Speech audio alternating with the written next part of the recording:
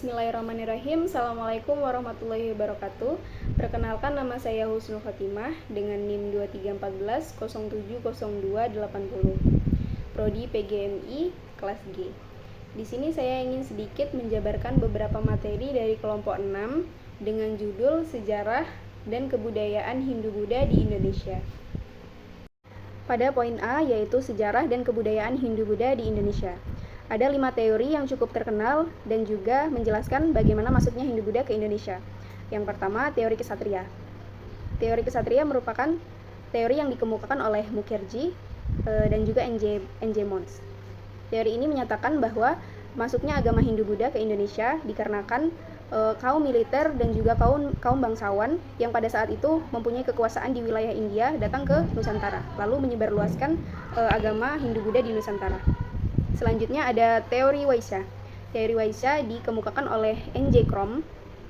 Lalu teori ini mengemukakan bahwa tersebarnya agama Hindu-Buddha di Indonesia dikarenakan datangnya para pedagang India ke Nusantara, lalu menyebarluaskan agama Hindu-Buddha di Nusantara.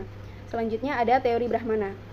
Teori Brahmana merupakan teori yang menyatakan bahwa agama Hindu-Buddha dibawa oleh kaum Brahmana dengan 2 cara, yaitu kaum Brahmana diundang oleh para raja-raja Indonesia.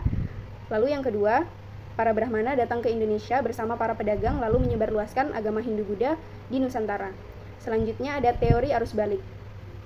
Teori arus balik dikemukakan oleh F.D.K. Bose yang menyatakan bahwa para pelajar Indonesia yang belajar di India menyebarluaskan agama Hindu-Buddha yang mereka dapat dari negara-negara Hindu-Buddha seperti India, seperti itu. Lalu selanjutnya ada teori Sudra. Teori ini menyatakan bahwa agama Hindu-Buddha dibawa oleh para Sudra yang bermigrasi ke Indonesia atau Buddha yang berimigrasi dari India ke Nusantara. Lalu mereka menyebarluaskan agama Hindu-Buddha di Indonesia. Selanjutnya berikut adalah beberapa kerajaan Hindu-Buddha yang juga mempengaruhi berkembangnya agama Hindu-Buddha di Indonesia. Yang pertama ada Kerajaan Kutai.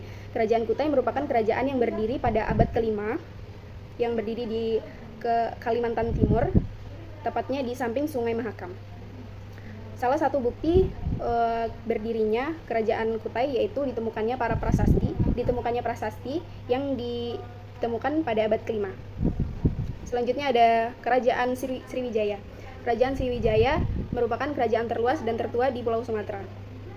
Kerajaan ini berdiri pada abad ke-7. Salah satu bukti berdirinya Kerajaan Sriwijaya adalah ditemukannya beberapa prasasti yang menceritakan berdirinya Kerajaan Sriwijaya pada abad ke-7. Lalu ada Kerajaan Tarumanegara. Kerajaan Tarumanegara merupakan kerajaan terluas dan tertua di Pulau Jawa. Kerajaan ini berdiri pada abad ke-5. Lalu kerajaan ini bukti bahwa kerajaan ini pernah berdiri adalah ditemukannya beberapa prasasti yang menceritakan bagaimana kerajaan Tarumanegara berdiri, seperti prasasti Cirebon, kebun kopi, dan lain-lain. Selanjutnya ada Mataram kuno. Kerajaan ini berdiri pada abad ke-8, tepatnya di wilayah Jawa Tengah di bagian selatan. Salah satu raja yang terkenal di kerajaan Mataram kuno adalah Raja Sanjaya, yang merupakan raja yang bijaksana. Selanjutnya ada poin B, yaitu bentuk kebudayaan fisik dan non-fisik agama Hindu-Buddha di Indonesia. Yang pertama adalah bentuk kebudayaan fisik agama Hindu-Buddha di Indonesia. Salah satunya yaitu prasasti atau batu tertulis.